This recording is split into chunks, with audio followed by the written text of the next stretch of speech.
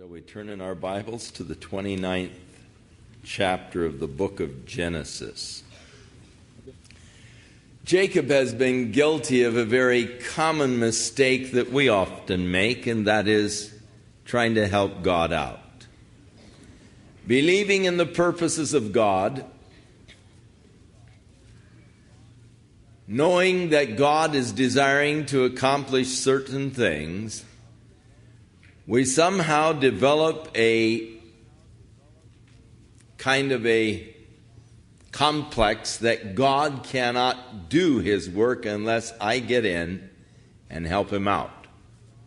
Or surely the work of God is going to fail unless I step in and take charge. It was God's will that Jacob receive the blessing of Esau. Before he was ever born, when his mother was praying about the problemed pregnancy, God told her that there were two nations in her womb that were diverse from each other, and that the elder would serve the younger. Now, Esau was seeking to reverse that. He was planning to give the blessing to Esau. Isaac was planning to give the blessing to Esau, reversing what God had declared. And Rebekah, knowing that Isaac was planning to bless Esau, and in the blessing he thought he was giving to Esau, he made his brothers his servants. But Rebekah had Jacob disguise himself as his brother, take in goat meat that she had prepared so that it would taste like venison, and with the guise of being his elder brother, Jacob deceived his father, claimed to be his older brother, gave him the goat meat that his mother had prepared to taste like the venison, the barbecue venison that he liked. And Esau ate of the venison, Isaac ate of the venison and blessed Jacob with the blessing he had intended to bless Esau. No sooner had Jacob departed than Esau came in with the venison that his father had asked, and Isaac, then trembling, realized that his plans to cross the plan of God have been thwarted. Esau wept for the loss of the blessing, asking of his father if there wasn't something left that he could give to him. And then Esau comforted himself with the thought that my dad is old, he's going to die pretty soon, and as soon as he dies, I'm going to kill Jacob.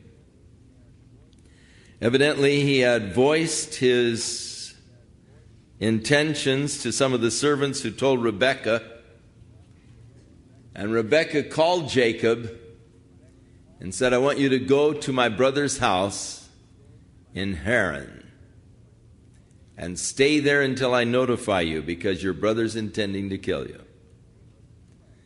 And so Jacob fled from that place near Beersheba, 500 miles to the area of Babylon, to Haran. And in chapter 29, we find him now coming to the conclusion of this 500-mile journey, arriving at Haran. So Jacob went on his journey, and he came to the land of the people of the east. And he looked, and he saw a well in the field, and behold, there were 3 flocks of sheep lying by it. For out of that well they watered the flocks. A large stone was over the well's mouth. Now all the flocks would be gathered there, and they would roll the stone from the well's mouth and water the sheep, and put the stone back in its place on the well's mouth. And Jacob said to them, My brethren, where are you from? And they said, We are from Haran. Then he said to them, Do you know Laban, the son of Nahor? They said, We know him. And he said to them, Is he well? They said, He is well. And look, his daughter Rachel is coming with the sheep. Then he said, Look, it's still high day. It's not time for the cattle to be gathered together. Water the sheep and go feed them. Evidently, Jacob was wanting to get rid of these little guys with their sheep so that when Rachel arrived, he would be alone with her. Interesting again how that God led him to the well, even as the servant earlier, Eliezer, had been led by the Lord and had come to the place where Rebekah was coming out to water, or to get water. And so Jacob now, coming to the well, it was an interesting type of well, not the usual type where you're dipping the buckets in, but a well that was closed by a rock and then would roll back the rock and let the water out. Probably it took a while for the water to build up inside so that when they roll it back, you get a good flow of water out and they'd water the sheep. The stone evidently was too heavy for the little boys who were watering the sheep to move it by themselves, and so they'd wait till a whole group would arrive, and then one who was stronger would roll the stone back, they'd water their sheep, and they would leave. These little fellows were gathering early, and it could be that they would water them in the order in which they arrived. In other words, the first to arrive with their sheep would be first in line, so that when the rock was removed, they would be the first ones to get the water, and so you'd line up, and thus the desire to get there early. And so it was just about noon, high day. And these fellows were already lining up. They should still be out in the fields. They should have their sheep out still pasturing, but they wanted to get in line and get early in line so they'd be at the front of the line. And so they're there waiting for that time of the evening when they'd roll back the stone and they could water their sheep. And so they're not that communicative. Jacob comes up and says, Hi, fellas, do you know Laban, son of Nahor? Yeah, we know him. Well, is he well? Yeah, he's well. Hey, there comes his daughter right now with her sheep. So Rachel was a shepherdess, not at all unusual. If you go over to the land today and you observe the Bedouins, quite often the little girls are out tending the sheep. And whenever we go past a flock of sheep and a little girl tending them, our guide will usually say, Now there's Rachel tending her sheep. And it gives you the idea and the concept that of what did exist in that culture. And so Rachel was on her way, and he probably wanted to get rid of these little guys at this point. So he said, Why don't you go out and feed them? They said, We cannot until all of the flocks have gathered together, and they have rolled the stone from the well's mouth. Then we water the sheep. Now while he was still speaking with them, Rachel came with her father's sheep, for she was a shepherdess. And it came to pass, when Jacob saw Rachel, the daughter of Laban, his mother's brother, and the sheep of Laban, his mother's brother, that Jacob went near and rolled the stone from the well's mouth and watered the flock of Laban, his mother's brother. So it was probably a little bit of, macho show-off here. It usually took several guys to roll back the stone, but he sees Rachel and her flock of sheep, so he goes up and he muscles the thing back so that Rachel can water her flock. And then he kissed Rachel, lifted up his voice, and wept. And Jacob told Rachel that he was her father's relative and that he was Rebekah's son So she ran and told her father. Now, I don't know if it happened in that order. If he kissed her first and wept and then told her who he was, or if he told her who he was and then kissed her and wept. But I'm sure that Rachel was probably taken back, at least, by the whole scene. She no doubt had heard the story of her Aunt Rebecca, who was taken by the servant of Abraham to be the wife of Abraham's son, and how that the story involved the well, and how that Rebekah had been prosperous as the wife of Esau. So there was already some romantic connotations in regards to the family of Nahor and the family of Abraham, and they centered around the well. And so here is a relative now of hers. Actually, he is a cousin to her, and he kisses her. He cries with no doubt a cry of just thanksgiving, just overcome with emotion. God has been faithful. God has brought him to the family. And not only that, it says of Rachel a little later on, she was of beautiful form and features. So she was a beautiful gal, and he is overcome with emotion and tells her who he is. I am Rebekah's son, your brother's sister. So it came to pass when Laban heard the report about Jacob, his sister's son, that he ran to meet him and embraced him and kissed him, which is the typical type of Oriental greeting in that area of the country, the hugging, the kissing on each cheek and all. And he brought him to the house, and Jacob told Laban all of these things. And Laban said to him, surely you are my bone and my flesh. And he stayed with him for a month. Then Laban said to Jacob, because you are my relative, should you therefore serve me for nothing? Tell me, what should your wages be? Now, evidently, during the month that he was there, he had pitched in and helped with the duties, helped with the chores. He was a very industrious person. And so Laban said, look, you're a relative, but because of that, you shouldn't serve me for nothing. I ought to be paying you wages. What wages do you want? So Laban had 2 daughters. The name of the elder was Leah, and the name of the younger was Rachel. And Leah's eyes were delicate. That word means or weak.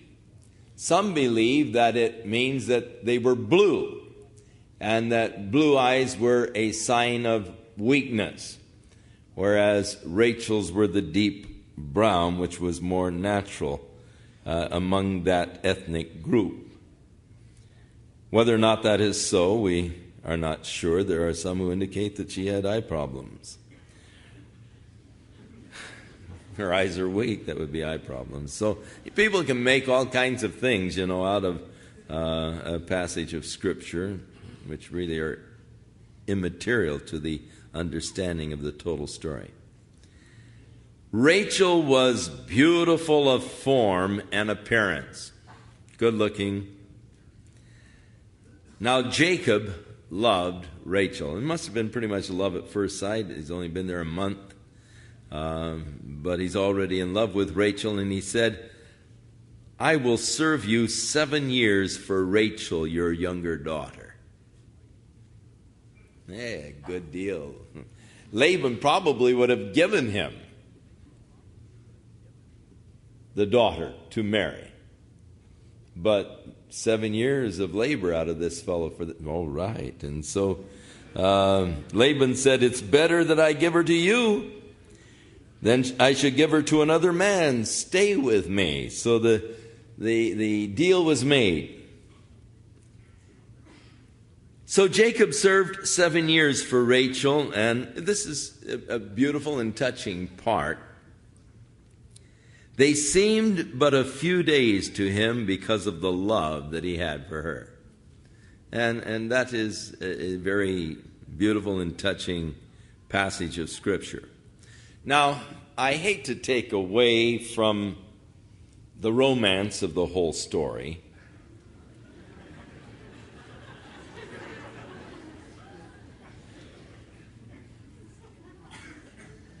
Sort of a dirty trick. But Jacob was a little over 70 years old at this point. Oh. Hey.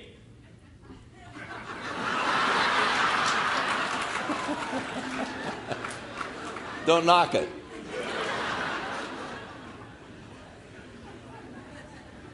You see, he lived to be over 165. So he's still a kid. You know, he hasn't even reached the halfway mark yet. And so considering the virility and all, and the longevity, it isn't that old in those days. And so he wasn't too old to be romantic. And the love that he had for her, so great. 7 years just seemed like a few days. And I like that. I think that's very touching. Then Jacob said to Laban, give me my wife, for my days are fulfilled, that I may go in to her. So Laban gathered together all the men of the place and made a feast. Now it came to pass in the evening, after it was dark, that he took Leah, his daughter, and brought her to Jacob, and he went in to her. And Laban gave his maid Zilpah to his daughter Leah as a maid. So it came to pass in the morning that, behold, he looked across in the bed, and it was Leah. And he scrambled out and got hold of Laban and said, what have you done to me? I serve you for Rachel. Why have you deceived me? Interesting, isn't it? He was there running from the anger of his brother Esau because he had been guilty of deceiving his father. Now he himself is being deceived by his father-in-law. Whatsoever a man soweth, that shall he also reap. Adoni-Bezek, when he was captured, they cut off his thumbs and his big toes. And he said, there have been 70 kings who ate meat at my table, whose thumbs and big toes I have cut off. As I have done, so it has been done to me. A law of life, a law that God has established within nature. Whatever a man sows, that he also reaps. It is a necessary law in order to keep order in nature. Life would be almost impossible, chaotic at the least, if this were not a law of nature. If you did not reap what you sowed, then the whole agricultural industry would be chaotic. As you go out and plant your beans and you raise carrots. So the law of sowing and reaping is not just valid in the physical universe. The Bible declares it's also valid in the spiritual realm. Whatever a man sows, that he reaps. If you sow to your flesh, of your flesh you're going to reap. If you sow to your spirit, of your spirit you're going to reap. Watch what you sow into your mind. Watch what you plant, because you become what you have planted in your mind. Jacob had deceived. Now he is being deceived.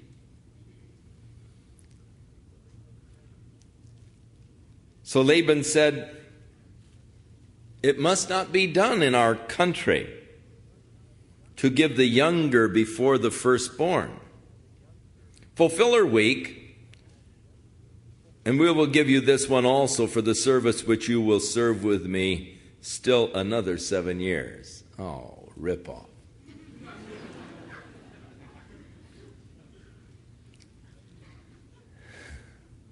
Laban is a crook.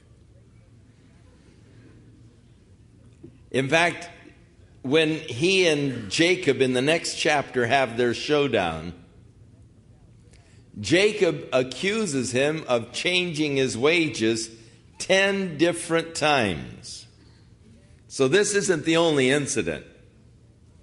Not the rest of them aren't recorded, but 10 different times Laban changed the wages of Jacob.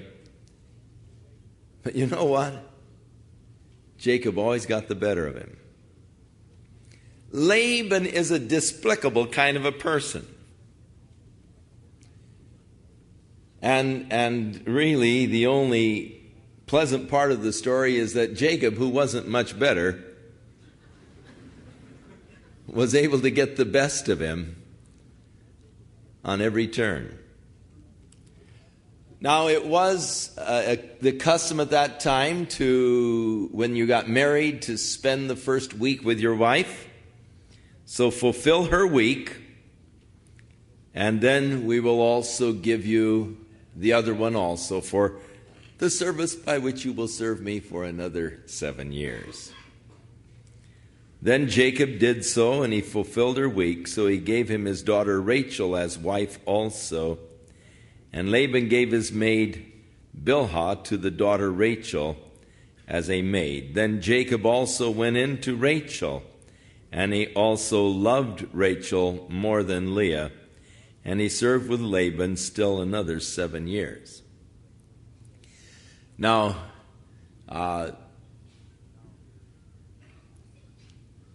here is the case, of course, of polygamy. And there could be advantages to polygamy.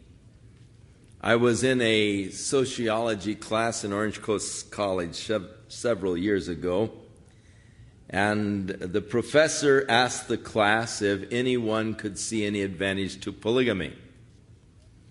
I was probably the oldest student in the class, and I think probably the only one that was married. Most of them were just young college students. And so none of them could see any advantage of polygamy, and I spoke up and I said, well, I can see, if you just want advantages, I can see where there could be advantages to polygamy. I mean, you could have one who was a gourmet cook, keep her in the kitchen. 2 or 3 that were executive type secretaries, send them to work so you'd, have the payroll coming in. And then you could have one that's just extremely beautiful to lounge around with all day while the others bring in the work and the one brings in your treats, I mean, I can see that you could have advantages to having many wives. But I said I can also see disadvantages. And I think that the disadvantages would outweigh the advantages. I mean, to keep one woman happy is more than a man can do.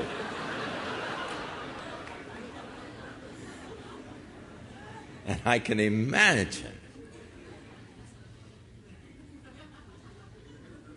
what would happen if you tried to keep several women happy. It wasn't all pleasant. What you would imagine might happen did indeed happen.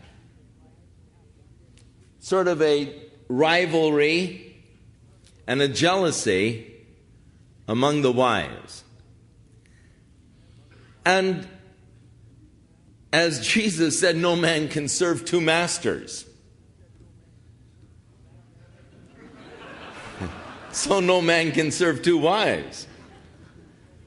And he had a partiality for the one. But because he was partial to the beautiful one and sort of negligent towards the uglier one, God had mercy on the uglier one, and she became very prolific as far as bearing children. But there was always sort of that longing for her husband's love that was never fully given to her. But then the other one, not being able to have children, became envious and became sort of a witch. So it became a very trying kind of a circumstance, as we will see as we go on in the story. Now, when the Lord saw that Leah was unloved, and that's a terrible position for a woman to be in, married to a man, he opened her womb, but Rachel was barren. So Leah conceived and bore a son, and she called his name Reuben, for she said, "The Lord has surely looked upon my affliction. Now therefore my husband will love me." And that's pathetic. It's sad. "I've borne him a son, surely now he will love me." She called his name Reuben, which means, "Look, a son," because she said, "The Lord has looked upon my affliction."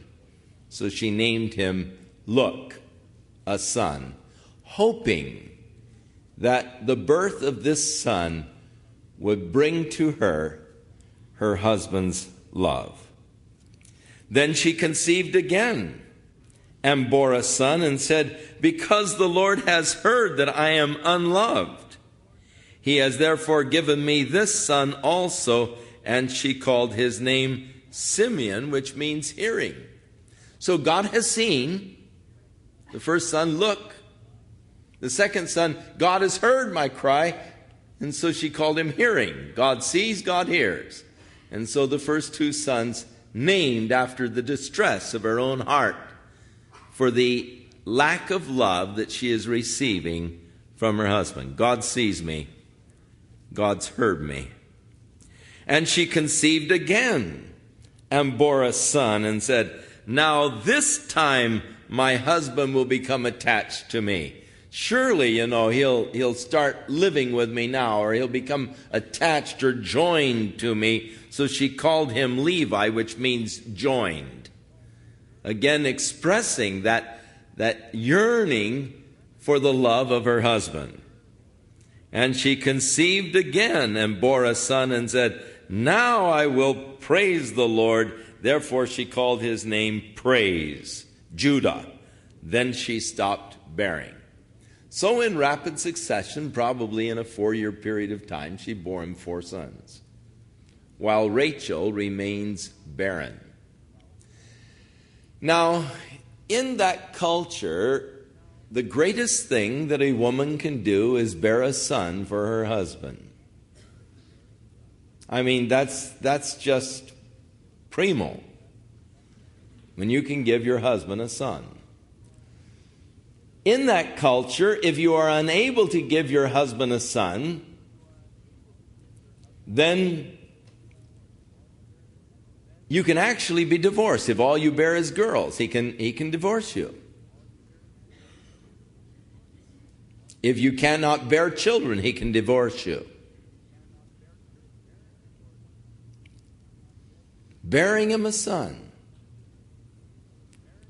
just considered the greatest. We're talking with Major Haddad in Lebanon, who had 4 beautiful daughters, beautiful young girls. He was expecting his 5th child. He said, "Pray that God will give me a son."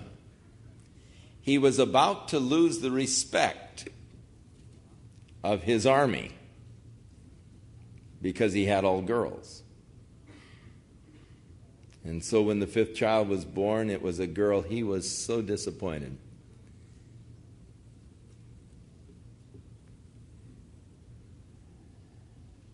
It's still that way in that culture today. Having a boy is so. In that culture, when a girl goes into labor, everybody would come over.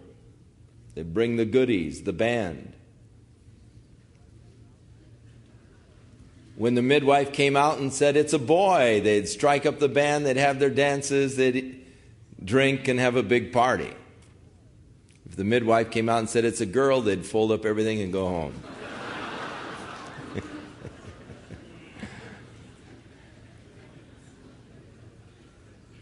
Leah was able to bear 4 sons in rapid succession. That should put her at the top of the pile. She was hoping that it would. Now surely my husband will be attached to me. And so every time she called Levi, "Come here, attached," hoping that Jacob would catch on and become attached to her. Now when Rachel saw that she bore Jacob no children, Rachel envied her sister. And so the problem between these sisters of envy, jealousy. And she said to Jacob, she became sort of witchy, she said, "Give me children or else I will die." The envy didn't really bring her much comfort from Jacob. Her attitude caused his anger to rise against her. And he said, "Am I in the place of God who has withheld from you the fruit of the womb?" You mean, it's not me, woman. It's obvious that I am able to produce children. Basically, that's what he was declaring. So she said, "Here is my maid Bilhah. Go into her, and she will bear a child on my knees, that I also may have children by her." And then she gave him Bilhah, her maid, as a wife, and Jacob went into her. And Bilhah conceived and bore Jacob a son. And Rachel said, "God has judged my case, and he has also heard my voice and given me a son." Therefore she called his name Judged, Dan, which means judged. God has judged my case, or judgment. And Rachel's maid Bilhah conceived again and bore Jacob a second son. Then Rachel said, "With great wrestlings I have wrestled with my sister, and indeed I have prevailed." So she called his name Wrestlings, Naphtali, which means wrestlings. And so interesting how that the children were named after hopes, aspirations, or after circumstances of their birth. Now Leah saw that she had stopped bearing, and look at the competition. You don't read of Jacob complaining, though, interestingly enough.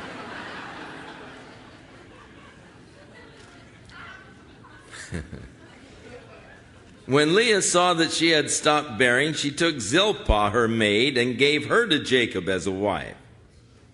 And Leah's maid Zilpah bore Jacob a son.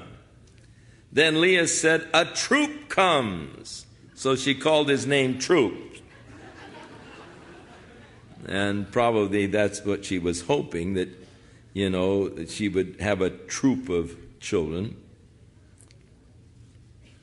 And Leah's maid Zilpah bore Jacob a second son. Then Leah said, I am happy, for the daughters will call me blessed. So she called his name Happy, Asher. Sounds like the seven dwarfs in a way, doesn't it? Happy, higher, dwelling, troop, wrestling's judgment, praises. Doc. Grumpy.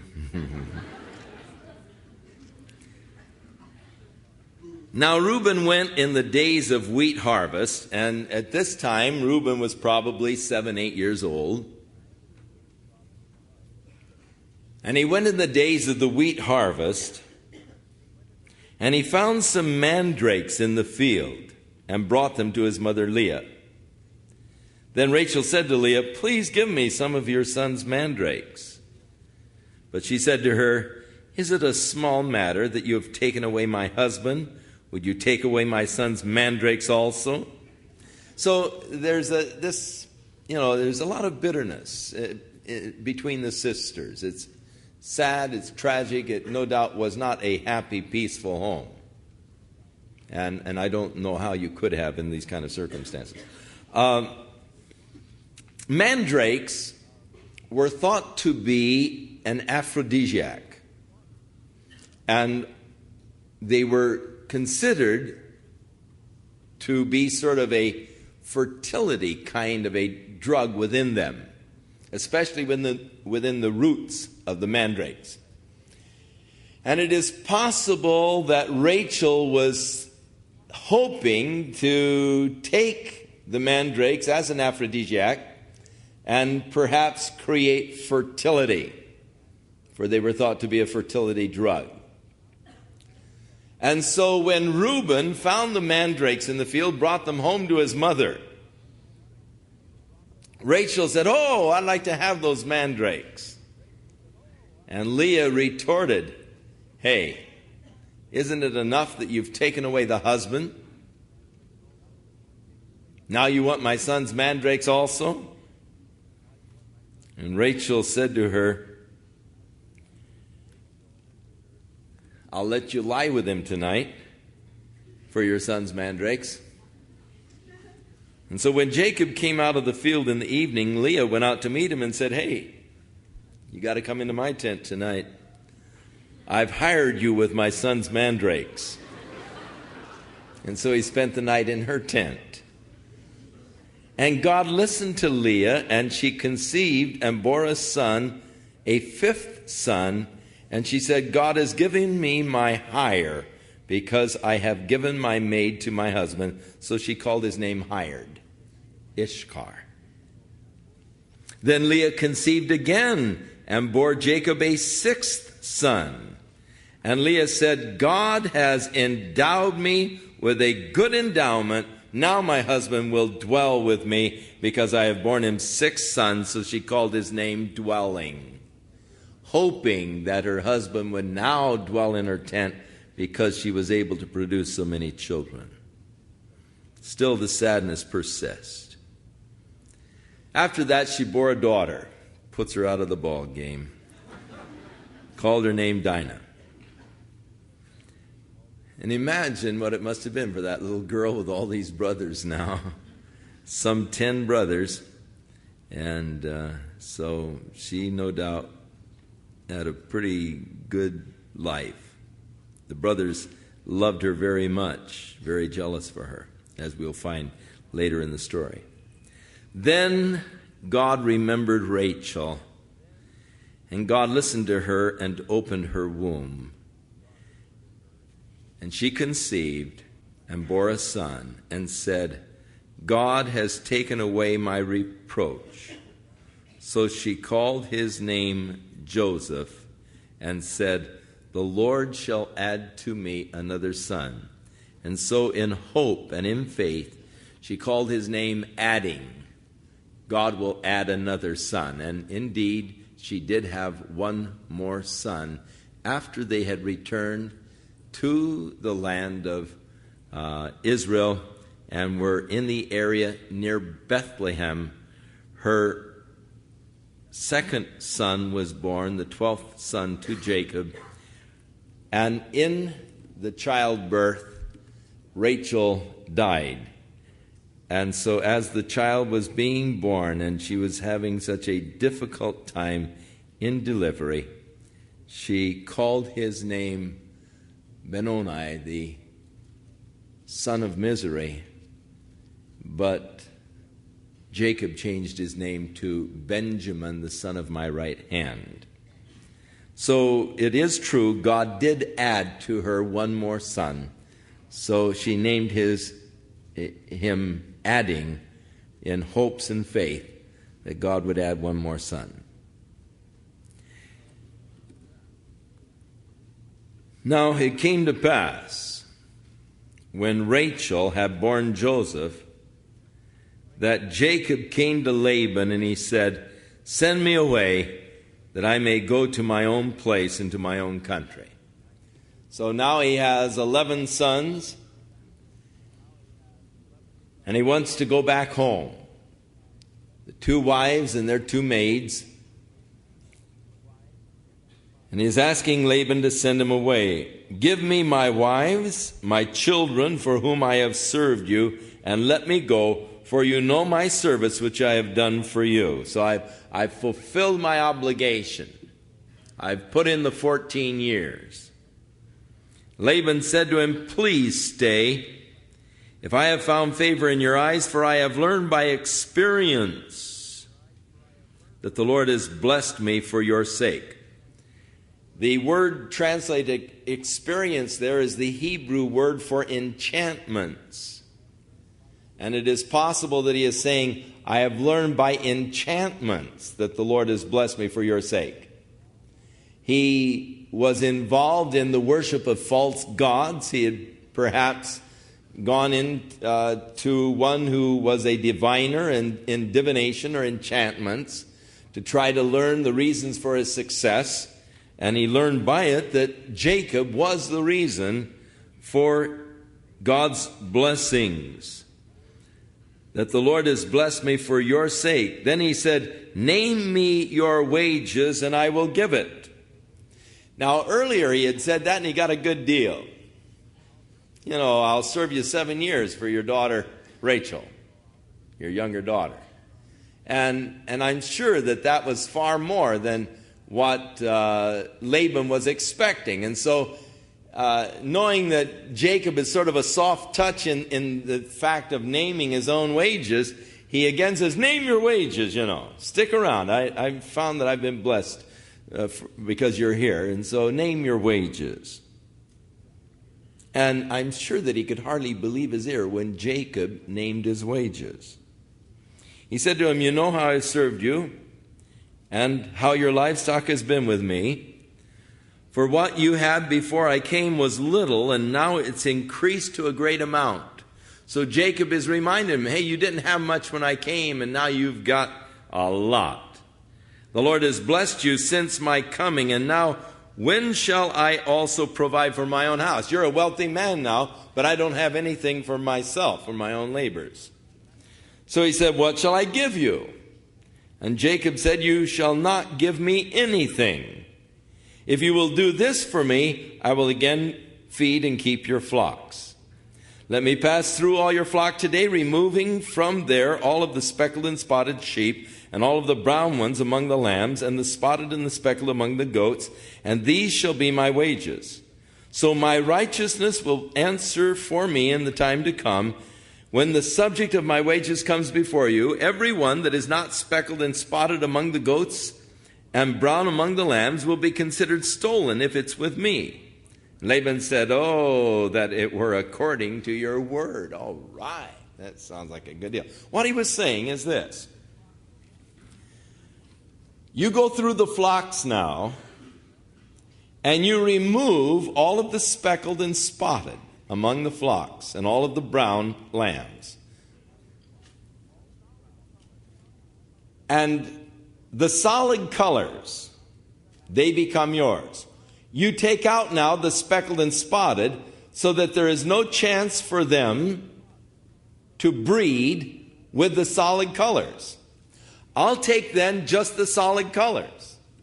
And whatever are born from these solid colored animals, they become my wages. The speckled and the spotted ones born from the solid colored animals. So Laban took all of the speckled and spotted ones out, and he gave them to his sons, and he said, now stay at least 3 days' journey away from Jacob. Don't let the flocks intermingle. He thought, man, I've got it made, you know. He's going to remove all the spotted and speckled. There will be no interbreeding. All he gets then is the spotted and speckled ones born now from these solid colors. And he really thought that he had a deal. That Jacob's got to be a fool, you know. And man, I've got this guy. And he really figured that he had it made. So he ordered his sons, now you always stay at least 3 days away, 3 days' journey away from his flock. Keep those spotted and speckled ones away so they can't interbreed with those solid colored ones.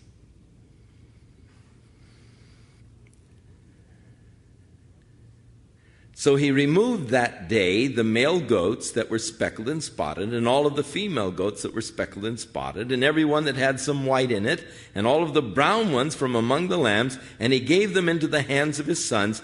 And then, to make sure, he put 3 days' journey between himself and Jacob fed the rest of Laban's flocks.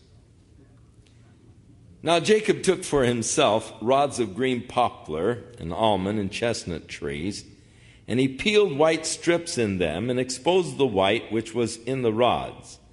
And the rods which he had peeled he set before the flocks in the gutters, in the watering troughs where the flocks came to drink, so that they should conceive when they came to drink. So the flocks conceived before the rods, and the flocks brought forth streaked, speckled, and spotted. Then Jacob separated the lambs and made the flocks face toward the streaked, and all of the brown of the flock of Laban, but he put his own flocks by themselves and did not put them with Laban's flock. And it came to pass, whenever the stronger livestock conceived, that Jacob placed the rods before the eyes of the livestock in the gutters, that they might conceive among the rods. But when the flocks were feeble, he did not put them in. So the feebler were Laban's, and the stronger were Jacob's. Thus the man became exceedingly prosperous, and he had large flocks, female and male servants, camels and donkeys. I mean, he really began to be wealthy and prosperous as he was very skilled in the art of husbandry. Now, there are those who would criticize the account at this point because they say that Jacob believed in prenatal marking, that by putting these striped rods, that he was able, he thought that he could then, in this prenatal suggestion, create the striped and the speckled offspring. It could be that that is what Jacob did think. I wouldn't put it past him. However, you must realize that this fellow has about 80 years of experience at least in husbandry, in the observation of the processes of conception and all among the animals and the development of a species. He probably knew by experimentation and by observation what has come to be known as the Mendelian law concerning the dominant and recessive genes. And knowing that even in the solid colored animals there could be the recessive spots and stripes. The King James translates the word yacham as conceived. But the word yacham, ham means hot, and so yaham means to be hot. And it is more likely understanding a little bit about animal reproduction, he knew that as the animals came in for the watering, when the white striped branches were placed in front of them, that somehow it created them, or it caused them to come into heat, and thus to reproduce. And rather than trying to prenatal suggestion mark the animals, it was probably the process to take, when the stronger ones would come in, he would want them to reproduce, because the chances then of developing a stronger flock for himself, he would then bring them into heat with these striped rods. And it was the Lord really who gave him these strong spotted and speckled ones, because later on Jacob himself acknowledged that it was God who had prospered and blessed him. As he was returning, he said, Lord, I am not worthy the least of thy mercies that you have shown unto me. When I passed over this river running away, I had only my rod in my hand. That's the only possession I had, was just my walking stick. And now I'm coming back, and look, I've got so many sheep and oxen and camels and all that I have to separate them into two companies in order to travel. And he was overwhelmed with the grace of God and the mercies of God towards him. And he acknowledged that it was God who had granted him the success and the wealth, and not his own devices.